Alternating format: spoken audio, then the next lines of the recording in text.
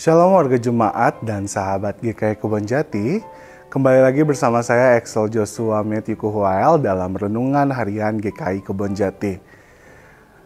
Jemaat sekalian, seringkali di tengah pertemuan atau obrolan singkat, kita mendengarkan sebuah nasihat yang sempat berkata, "Cepatlah memaafkan." Atau sebaliknya, kita turut mendesak teman yang terluka untuk segera melepaskan amarahnya.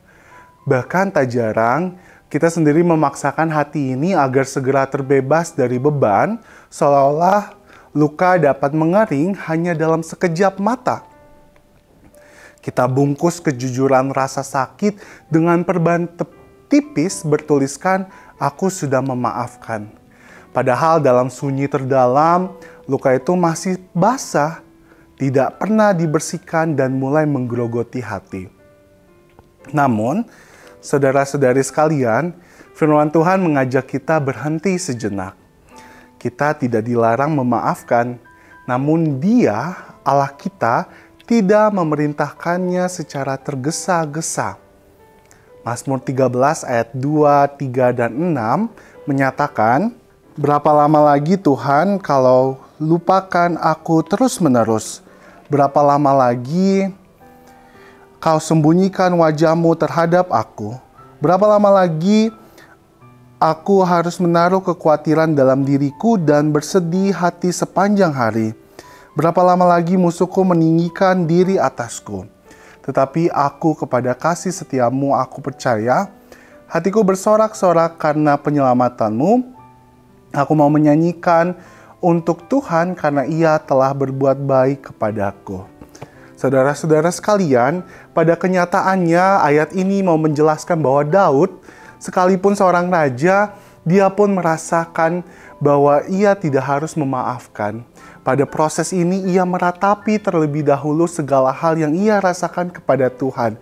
Sehingga pada proses pengakuan pengampunan di ayat 6, ia berdiam diri meratap, menggenggam setiap tanya yang meluap dari rasa terluka.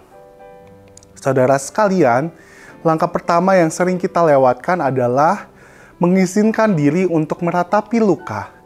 Kejujuran spiritual ini bukanlah tanda kelemahan atau kurangnya iman kita, melainkan saksi bahwa hanya Allah sajalah yang cukup besar untuk menampung segala ratapan kita.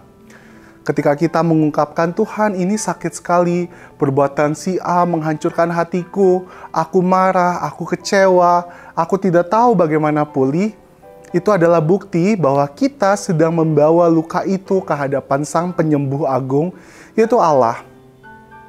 Memaafkan tanpa proses tersebut bagaikan membalut perban di atas luka yang masih penuh pasir dan kerikil.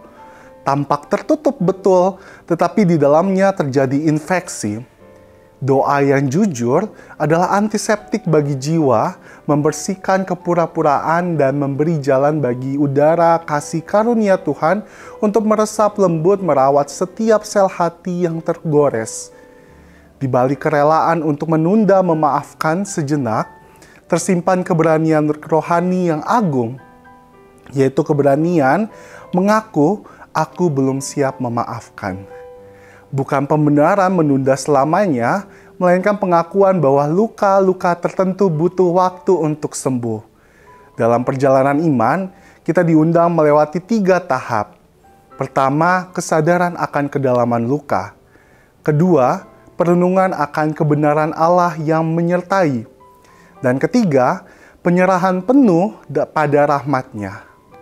Ketika tiba saatnya hati siap, pengampunan itu akan mekar bukan sebagai kewajiban yang dipaksakan, melainkan sebagai sebuah dari proses panjang penyembuhan ilahi, bagai fajar yang mereka setelah malam panjang, dan fajar itulah yang cahayanya paling hangat, mengubah relasi kita dengan sesama, dan terutama memperdalam hubungan kita dengan Sang Pencipta. Saudara sekalian, jangan terburu-buru menutup luka. Izinkan hati merasakannya bahwa ia akan datang dan sembuh jika kita bawa itu semua kepada Tuhan. Jagalah luka itu dari perban-perban kepalsuan. Keluhkan, tangiskan, teriakan jika perlu kepada Tuhan. Dan di dalam keheningan pergumulan ini, percayalah bahwa Sang Penyembuh ilahi yaitu Allah sedang bekerja bukan dengan perban, melainkan dengan benang jahit ilahi, menyatukan kembali hatimu dengan kelembutan dan kuasanya serta kasihnya. Pengampunan akan datang, tetapi biarlah ia lahir dari perjalanan yang kelak meneguhkan iman dan memuliakan hati.